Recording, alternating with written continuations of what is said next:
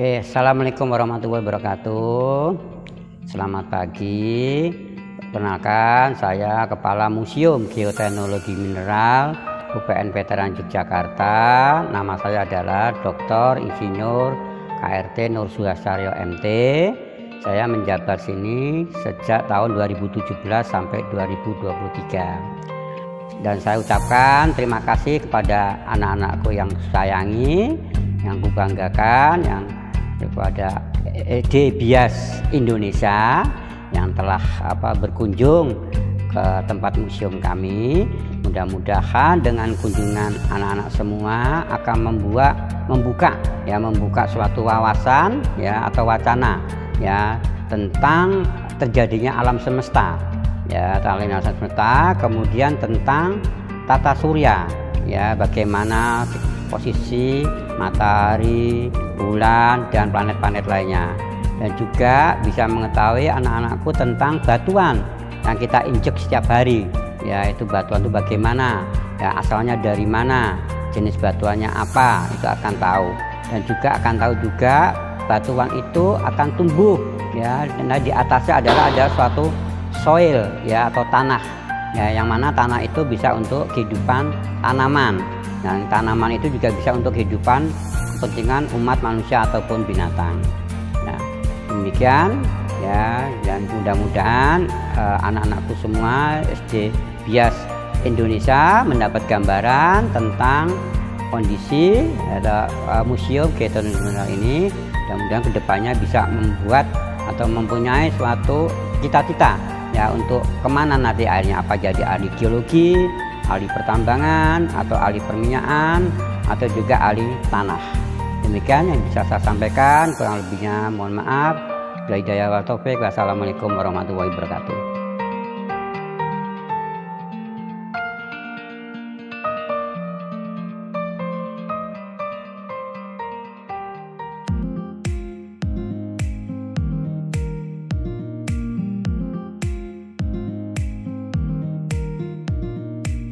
Assalamualaikum anak-anak. Hari ini Ustazah Maleka dengan Ustazah Tika akan mengajak anak-anak belajar di Museum Geoteknologi Mineral UPN Yogyakarta. Tanpa menunggu lama, yuk ikuti Ustazah. Jangan lupa tetap patuhi protokol kesehatan ya, memakai face shield dan cuci tangan.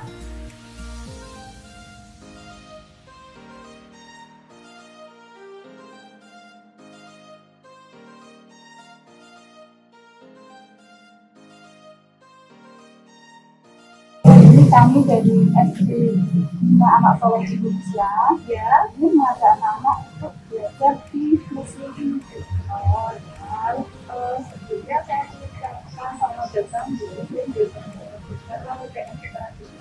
Untuk memperkenalkan nama saya Jessica, saya di sini sebagai edukator dari museum geoteknologi mineral atau disingkatnya geoteknologi. Mari Bu, bisa silakan ini semua dari di Museum GTM ini kira-kira apa yang bisa dipelajari untuk anak-anaknya? Oh ya Bu, jadi kalau dari namanya itu Museum Geoteknologi Mineral, jadi kita itu belajar dari ilmu geologi, terus diterapkannya dalam teknologi, terus mineralnya itu apa aja yang kita peroleh itu apa aja, itu bisa kita pelajari di sini. Nah, tapi sebelumnya kita belajar tentang mineral, batuan yang ada, kita harus tahu kenapa Indonesia itu banyak sekali batuan-batuannya. Salah satunya itu disebabkan karena Indonesia itu banyak gunung berapinya itu. Oh, jadi yang di sebelah sini, yang di sebelah sini ini adalah gambaran lokasi-lokasi gunung api yang ada di Indonesia. Di Indonesia itu kurang lebih ada 127 gunung aktif. Banyak sekali ya Bu ya? Iya Bu, 127 itu aktif semua. Cuma memang kadang-kadang kalau kita lihat di berita, ada yang gunung sebelah sini yang habis erupsi, ada yang sebelah sini nggak erupsi lagi. Nah, kenapa sih Indonesia itu gunung apinya banyak banget Bu? Karena kebetulan itu Indonesia itu berada di cincin api Pasifik, yang artinya di sepanjang dari Samudra Pasifik ini itu banyak sekali gunung api. Nah kebetulan di Indonesia ini banyak banget gunung berapinya. Ya, jadi kalau dilihat yang di sini, ini yang sebelah sini yang ada lampu-lampunya ini itu adalah keberadaan gunung api yang ada di Indonesia. Banyak sekali ya, sepanjang dari Sabang sampai Merauke ternyata. Iya, banyak sekali, terutama yang dari ujung Sumatera, Jawa, terus ke Maluku sampai dengan Papua, karena itu berdekatan dengan Samudra Pasifik, seperti itu. Nah, karena adanya gunung-gunung api ini itu menyebabkan banyaknya batuan-batuan yang ada di Indonesia.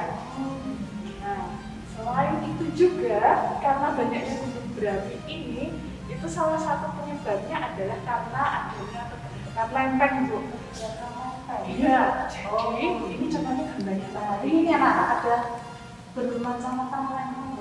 Iya betul, Bu.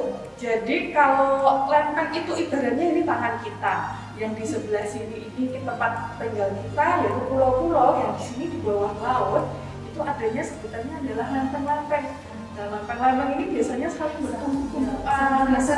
Iya, bertumpuk-tumpukan ini, makanya kalau ada yang bencana ada namanya gempa bumi, tsunami, itu umumnya adalah dari pergerakan lempeng. Dampak pergerakan lempengnya itu macam-macam, ada yang seperti ini, ada konvergensi, konvergensi. Ini yang satunya menunjang ke bawah seperti ini. Jadi kalau karena tumbukan-tumbukan yang satu kalah, akhirnya yang satu langsung ke bawah semua. Biasa dan menyebabkan gempa. Iya. Terus kalau yang di sini ada yang namanya transform, ada transformasi seperti ini. Ya, ini contohnya gerakannya geser ke sini, geser maju mundur gitu. Iya, ke kanan dan ke kiri, yang satunya ke kanan, yang satunya ke kiri.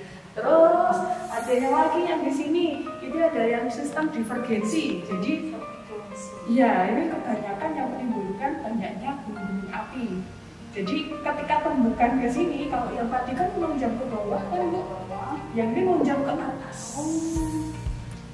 Itu kalau itu yang ke atas lagi enggak, Bu, biasanya menunjang ke atas sedikit, nanti bisa geser-geser sedikit. Ini contohnya seperti ini untuk yang pergerakan ya. Iya. Nah anak-anak, karena di Indonesia ini banyak sekali gunung berapi, maka yang bisa kita lakukan adalah siap siaga dan jangan panik. Setelah ini kita kemana, Bu? Ya, setelah ini kita akan melihat jenis-jenis batuan yang ada, Bu. Ya. Mari kita ke sebelah sini, Bu.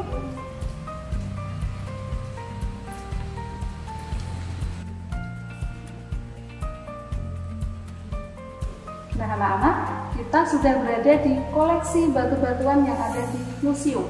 Ya, ini ada di sebelah kiri, barat, sebelah kanan, dan di belakang sana juga ada. Nah, anak-anak masih ingat tentang batuan itu apa? Batuan adalah material yang berasal dari kerak bumi. Nah, batuan itu menurut proses terbentuknya ada 3. 1 apa ya? Batuan beku. 2 batuan sedimen.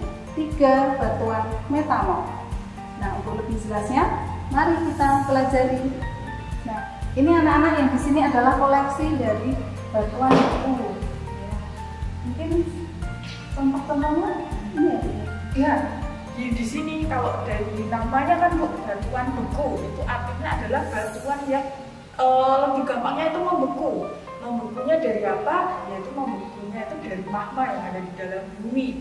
Nah, karena dia itu membeku, itu kemana keluarnya magma itu? Magmanya itu kan keluar umumnya itu karena proses dari gunung-gunung berapi yang meletus atau erupsi. Nah, dari yang erupsi itu magmanya keluar, itu lalu batuannya magmanya membeku, itu proses ada terjadi beberapa proses yang di situ nanti disebutannya adalah batuan beku. Nah, yang di sini kalau misalnya dari adik-adik ini tahu batuan beku gampangnya seperti apa? Nah, kalau ke ini, Bu, kalau misalnya ada yang pasir yang untuk membangun rumah itu kan, Bu, pasirnya itu kan umumnya itu dari gunung berapi sana. Nah itu kan ada yang batu hubungan yang kecil-kecil itu sebutannya adalah batu basalt. Nah, batu basalt itu contoh dari batuan beku. Nah yang di sini kita sudah siapkan beberapa contoh batuan beku yang ada di sini. Yang di sini contoh dari batu basalt. Bisa dipegang Bu? Ini adalah contoh dari batu beku. Namanya batu basalt. Ini contohnya batu basalt. Ini contohnya seperti ini. Ini langsung dari gunung berapi yang sudah mengalami pendinginan. Magmanya sudah mengalami pendinginan. Bentuknya seperti ini. Nah, terus ada satu lagi yang batuannya cantik ini Bu. Salah satu batuan beku cantik. Ini namanya adalah obsidian. Warnanya hitam kelam. Ya, silakan Bu. yang bagus sekali. Ini nggak dicat gitu ya? Enggak Bu, itu aslinya seperti asli ini. ya namanya. Iya, Bagus sekali. itu 100% berbentuk dari bahannya dari gelas. Bagus sekali. Ya, Ini biasa dipakai untuk apa ya? ini sebagai biasanya untuk pembuatan ini Bu, batu mulia. Kadang-kadang ini digunakan untuk pembuatan cincin aki. Oh, ya. Betul, hiasan-hiasan yang dari batu mulia seperti anting Juga bisa. bisa Ibu ya seperti ini. Ya, nah contohnya yang lain, batuan buku yang lain umumnya kita lihat Bu, itu adalah batu apung. Tapi batu apung itu sebelah sana Bu. Sebelah sana lagi. Batu apung anak-anak. Ya, batu apung. Nah, batu apung kalau kita nama lokalnya atau yang sering kita lihat itu adalah batu apung. Tapi sebenarnya nama istilah ilmiahnya itu adalah kumis. Kumis. Namanya kumis ya anak-anak ya. Nah ini batu apung. Berarti dia bisa terapung ya Bu? Iya Bu. Bisa terapung di air. Aman ya anak-anak ya? Iya, berbeda dengan batu-batuan yang lain. Kalau batuan lain dilempar ke air tenggelam. Kalau yang ini batu apung ini dia sifatnya terapung, makanya dinamakan batu apung. Fungsinya apa ya Bu? Kalau sekarang itu kebanyakan untuk hiasan Ibu. Jadi Hiasan. biasanya untuk yang di kolam-kolam atau akuarium kecil itu juga bisa digunakan sebagai bahan material juga untuk pembangunan. Iya. Oh ya bisa juga untuk ini ya Bu, menghaluskan kayu. Betul, Ya, Ibu. Betul, karena strukturnya yang kasar itu jadi bisa untuk menghaluskan kayu. Mari Bu, karena di sini batuan beku sudah selesai, mari kita ke batuan sedimen. Ya. Mari anak-anak kita ke batuan sedimen.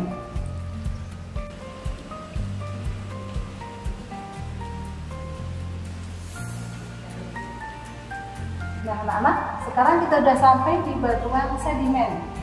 Nah ini banyak sekali ya, koleksi batuan sedimen. Aja nih Bu. Ini macam-macam Bu, ada batu lempung, ada batu monomit yang ada di sini. Terus yang di sini ada batu pasir juga. Batu pasir ya. Iya.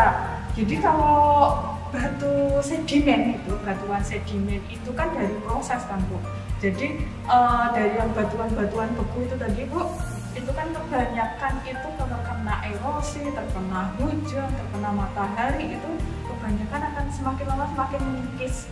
Nah, mengikis itu nanti terbawa arus air, akhirnya nanti terbentuk sedimen-sedimen. Nah, sedimennya itu nanti lama-lama mengeras, akhirnya terbentuk batu-batu seperti ini. Iya, ini contoh-contohnya kebanyakan contohnya adalah batu lempung, batu pasir. Terus yang paling khas kalau yang ada di Yogyakarta ini batu kapur. Oh batu kapur juga termasuk ya. Iya, batu kapur itu termasuk juga batuan sedimen yang di sini. Nah, kita di sini ada beberapa contohnya juga Bu, batuan sedimen yang di sini yang bisa kita pegang di sini. Yang sebelah sini, yang di sini ada batu lempung Bu, yang di Oh sini. ini batu lempung ya? Iya, yang di sini adalah batu lempung.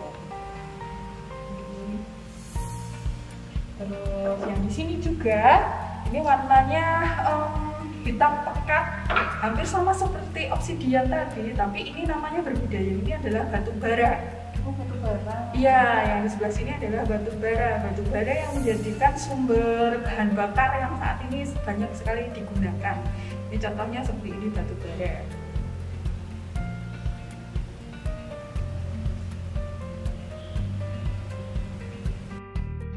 Nah kalau ini batuan apa nih Bu? Kalau yang ini masih termasuk batuan sedimen. Oh, masih sedimen. Iya, batuan sedimen. Tapi kan kalau yang di sini tadi kita lihat warna-warnanya gelap-gelap kan, yang ini ada yang warna juga. Ada yang merah nggak, Bu? Iya, ada yang warna merah. Kenapa berwarna merah? Karena ini struktur silikanya lebih sedikit dan ada kandungan mineral lain. Termasuk ini juga masih batuan sedimen. Yang di sini masih batuan sedimen. Nah, karena kita sudah selesai di batuan sedimen, Bu, kita ke batuan selanjutnya. Selanjutnya adalah batuan Metamorf. Iya, kita ke batuan metamorf.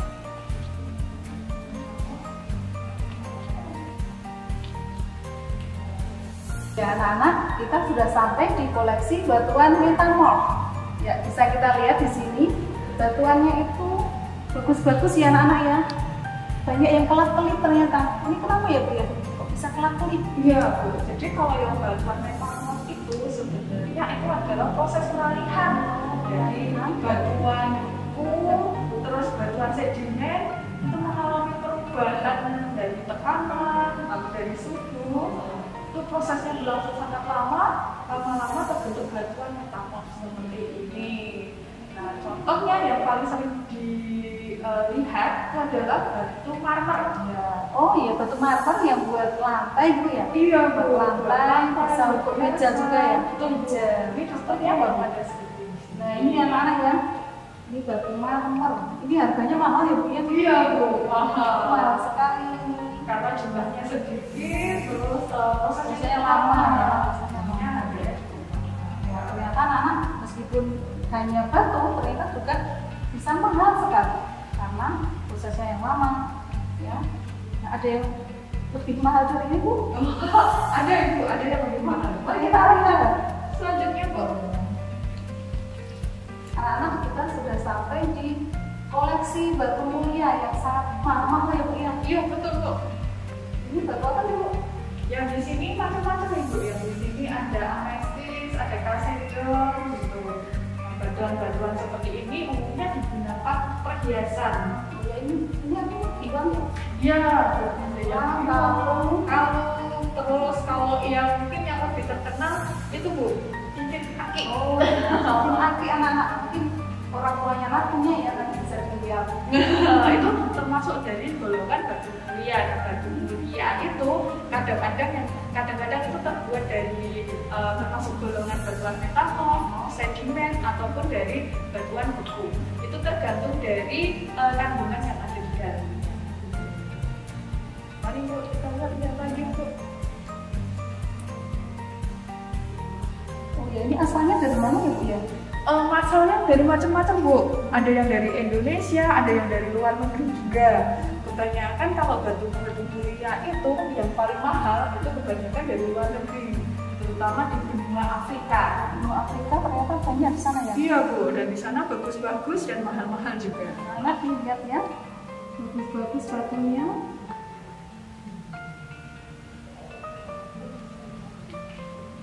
Nah, Bu, ya di sini kita juga ada satu hal yang menarik. Di sini kita ada batuan-batuan yang mengandung emas yang ada di sini. Emas, Bu?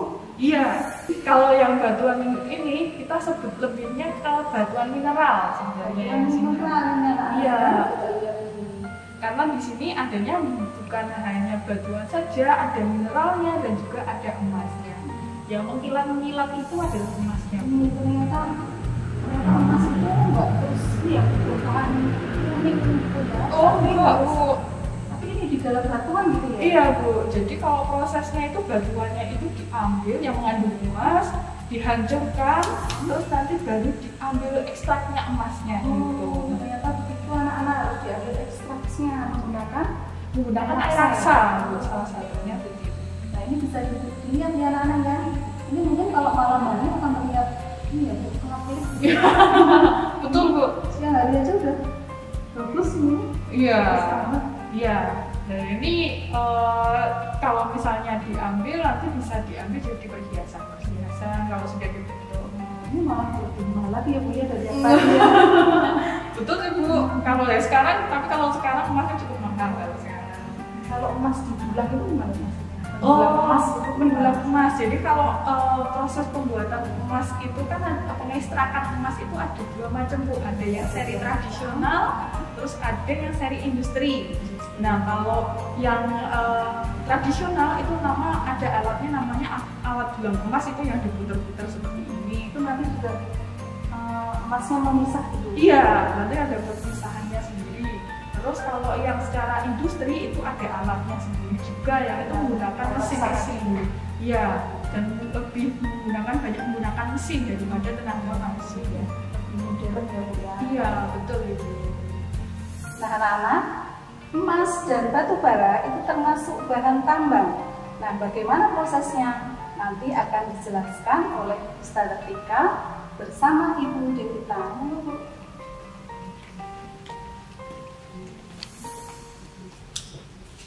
Anak-anak sudah tahu ya bahwa Indonesia kaya akan sumber daya alam. Contohnya bahan tambang dan galian. Nah, untuk tempatnya minyak bumi salah satunya di Cilacap, batu bara di Kalimantan, dan emas di Papua. Untuk lebih jelasnya, mari kita belajar tentang pertambangan di Indonesia bersama Bu Devita. Anak-anak perlu diingat ya, untuk melakukan penambangan, seorang penambang itu butuh APD yang harus dipakai. Seperti kita di masa pandemi ini, kita menggunakan masker dan juga face shield. Nah, untuk penambang ada APD khususnya. Bagaimana Bu Devita untuk APD penambang? Nah, yang pasti itu adalah menggunakan topi Ibu, karena nanti dia terkena material-material, dia harus menggunakan topi seperti ini, atau yang biasa disebutnya adalah helm. Nah, terus karena umumnya kalau yang penambang itu berada di bawah tanah, itu dia harus menggunakan senter seperti ini. Nah, dan jangan lupa juga karena banyak serpihan-serpihan dan debu, dia juga harus menggunakan masker. Maskernya khusus, berbeda dengan masker yang kita gunakan seperti ini, tapi dia lebih mencari yang debu-debu yang lebih kecil. Gitu. Terus juga ada yang menggunakan alat komunikasi juga untuk berkomunikasi dengan penambang yang lain. Jadi harus tetap safety ya Ibu? Iya, betul, untuk keamanan itu sendiri. Nah, yang selanjutnya kita ada alat Bu. Ini yang mendulang emas tadi ya Bu? Iya, ini jadi kalau kita tadi sudah digunakan emas, ini salah satu alat penambang tradisional emas. Yang di sini contohnya adalah alat dulang emas seperti ini. Ya, nanti emasnya akan ditaruh di sini Bu. Jadi ada batuan-batuannya yang sudah dihancurkan, ditaruh di sini, nanti terkumpul emas yang kecil-kecil. Kalau ada yang berkilau itu berarti emasnya ya? Iya Bu, betul. Itu yang diambil. Contohnya seperti ini.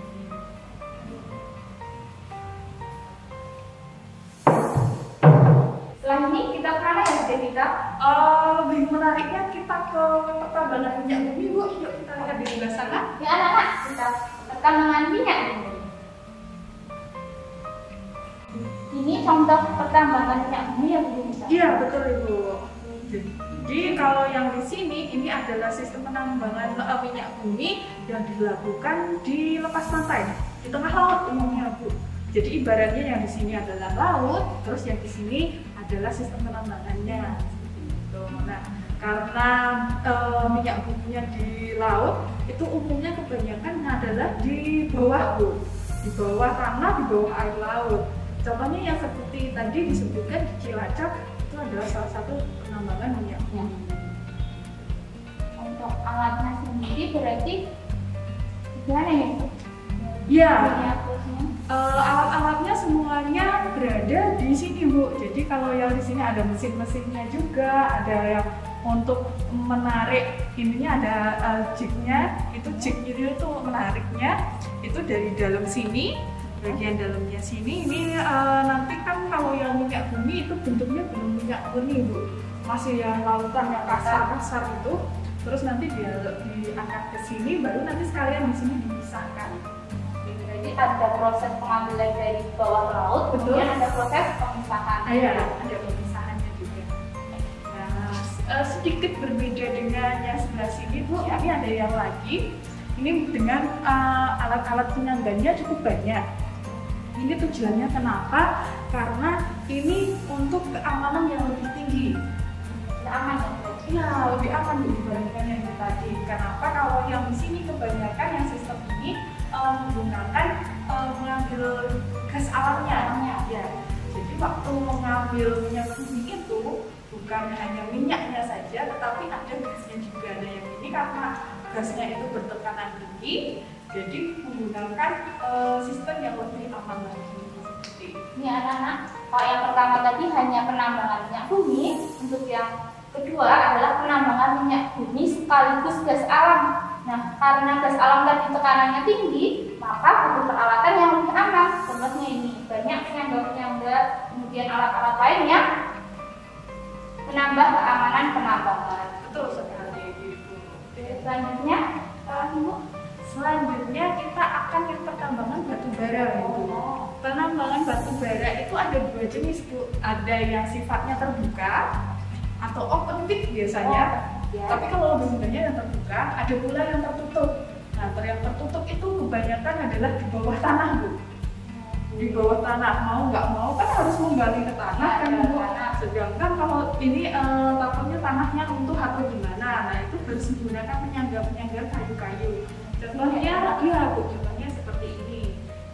Ya di sini nanti itu secara manual, jadi penambangnya masuk ke dalam tanah, terus nanti untuknya sudah dipasang kayu-kayu menyangga tanahnya, baru nanti kalau sudah kedalaman berapa ada batu bara yang bisa diambil.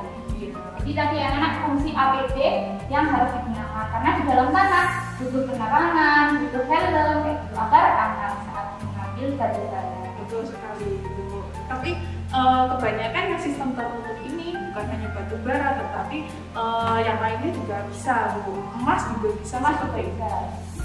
Pak yang terbuka Ibu? Kalau yang terbuka nanti kita lihat Bu yang di sebelah sana.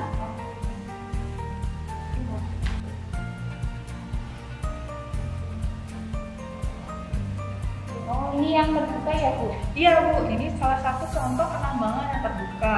Ini yang terbuka itu bisa macam-macam, ada timah, ada nikel, ada juga batu bara. Nah sistemnya terbuka seperti ini. Seperti itu. Kalau yang di sini contohnya untuk penambangan timah dia harus menggunakan banyak. Makanya ada sedikit yang kayak polang-polang seperti ini. Jadi itu membantu ya? Iya Bu, untuk membantu melarutkan. Kalau yang untuk yang batu bara itu lebih banyak ininya, dan apanya truk-truknya untuk membawa galian-galiannya batu bara. Jadi ini ada jalur khususnya ya buat mengangkut truk. Betul. Selanjutnya, tadi kan udah belajar tentang penambangan minyak bumi, gas alam dan batu bara. Mungkin kita akan belajar ya apa hasil dari minyak bumi. Tadi kan ada proses penambangan, penggalian dari laut, kemudian ada proses pemisahan. Yuk, kita lanjutkan. Ini ada koleksi minyak bumi yang gede-gede. Iya betul Ibu.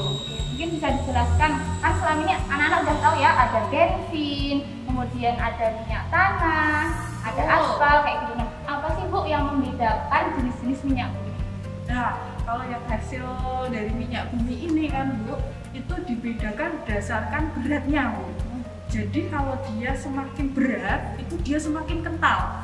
Nah, kalau semakin kental, itu contohnya yang paling kental sendiri dari minyak bumi itu adalah aspal.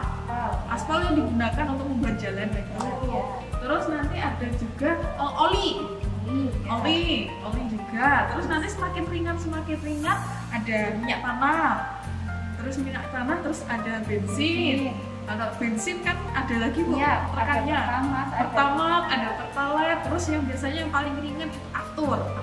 Aftur. Anak-anak tahu aftur itu untuk bahan bakar pesawat terbang. Betul sekali. Itu yang paling ringan. Nah, biasanya kalau sudah seperti itu nanti kalau di dalam suatu tempat ini, nanti yang paling atas sendiri itu adalah bentuknya gas alam yang tadi kita sebutkan. Jadi contoh-contohnya ada di sini hasilnya. Semakin ke bawah ini contohnya nanti semakin gede. Ya anak-anak, kita sudah disediakan oleh Allah berbagai macam sumber daya alam. Contohnya tadi bahan tambang. Nah, dari minyak bumi itu bisa diolah menjadi berbagai macam bahan bakar, ya kan, sesuai dengan manfaat masing-masing. Jadi dari tadi yang paling berat ya Bu, Iya, yang betul. paling berat untuk pembuatan aspal, kemudian yang paling ringan tadi ada gas alam. Iya, betul. Anak-anak, kita sudah sampai di macam-macam tanah ya. Ini ternyata tanah itu ada yang warnanya hitam, ada yang agak kemerahan, ada yang hitamnya tidak terlalu pekat. Ini kenapa itu ya? Ya, Bu. Jadi kenapa warnanya tanah-tanah itu berbeda? Itu karena ada kandungannya, Bu, di situ. Nah, kandungannya itu dari mana? Kandungannya itu berasal dari batuan tadi. Batuannya itu dia mengalami proses pelapukan, lama-lama akan menjadi tanah. Nah, tanahnya itu akan mempengaruhi dia kandungannya di situ apanya saja. Di sini iya, ada yang warnanya hitam, ada yang merah banget, ada yang agak sedikit kecoklatan, dan ada yang hitam pekat. Itu tergantung dari kandungan yang di Kalau dalamnya. yang hitam pekat karena kandungan apa itu? Karena yang di sini ada kandungan dari abu vulkanik yang tinggi. Vulkaniknya banyak. Iya, jadi kalau yang ada abu vulkaniknya tinggi itu cenderung lebih subur dibandingkan dengan yang warna merah. Kalau yang warna merah di sini itu tanahnya kurang subur. Ini karena warnanya merah karena banyak kandungan besinya di sini. Iya, kandungan besinya tinggi menyebabkan warna merah dan kurang subur. Contohnya yang di sini ya, ini antaranya merah dan hitam, agak-agak coklat-coklatan ini sedikit lebih subur dibandingkan dengan yang merah. Lalu yang di sini ada lagi yang hitam di sini, yang ini hampir sama warnanya dengan yang di sana, cuma kandungannya ada yang lebih banyak yang di sini berbeda dengan yang di sana. Nah, kalau yang jenis-jenis tanah yang di sini, Bu, itu biasanya dibagi menjadi 4 lapisan. Iya, lapisan semuanya. Yang paling atas sendiri, yang paling subur itu sebutannya lapisan atas. Humus bukan ya? Iya, betul, Bu. Humus. Namanya adalah humus. Lalu yang selanjutnya adalah lapisan tengah. Ini warnanya lebih mirip dengan yang humus tadi. Lalu ada yang lapisan bawah. Terus yang terakhir yang di sini ada batuan induk. Iya, betul, Bu. Jadi kalau tanah itu digali lama-lama semakin ke dalam nanti akan ketemu dengan batuan-batuan seperti itu. Ya, anak-anak kita jadi tahu ya, bermacam-macam warna tanah, bermacam-macam lapisan tanah. Ya, nanti anak-anak bisa melihat tanah di tempat masing-masing warnanya apa ya.